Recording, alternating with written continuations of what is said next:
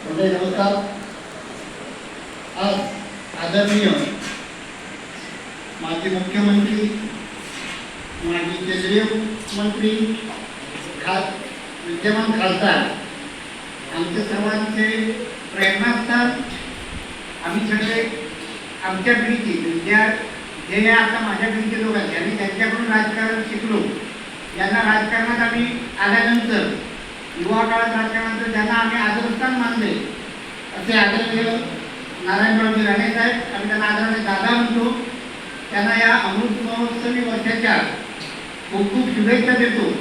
आणि ह्या शुभेच्छा देण्यासाठी आपल्या शाळेत आलेले व्यासपीठावरील सर्वच मान्यवर यांचंही ह्या शिवनेगावात स्वागत करतो.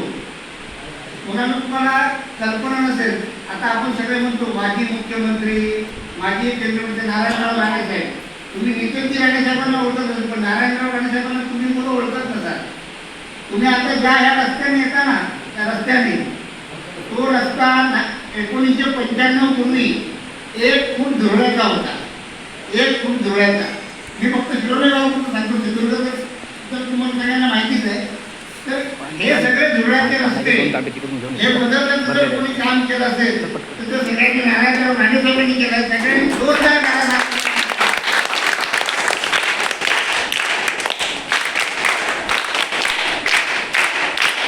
आपण काय करतो, आपण बारामतीला जातो, शरदराव पवारांचं म्हणजे त्यांच्याकडे बघतो, आपण अशोकराव चव्हाणांकडे बघतो, विलासराव देशमुखांकडे बघतो, गोपीनाथराव मुंडेकडे बघतो. पण कसं असतं, ह्या सगळ्यांच्या उंची त्याच्याही मोठी उंची आपल्या नारायणराव राणे साहेबांची आहे. त्यांनी आपल्या सिंधुदुर्गासाठी सतत तन मन धन अर्पून आज बघा आपल्याकडे मेडिकल कॉलेज आहे, परत मेडिकल सिंधुदुर्ग जिल्ह्यातली जी आरोग्य केंद्र आहे त्यांनी स्वतःचे पैसे खर्च करून 600 खाटांचं एक मेडिकल कॉलेज उघडलेलं आहे. आज कुठल्याही परिस्थितीत आम्ही काही झालं, काही असेल तर आम्ही सांगतो जा पळवायला जा, हे त्यांनी स्वखर्चातून केलं, त्यांनी सारखं शासकीय खर्चातून केलेलं नाही. असे दादा आहे.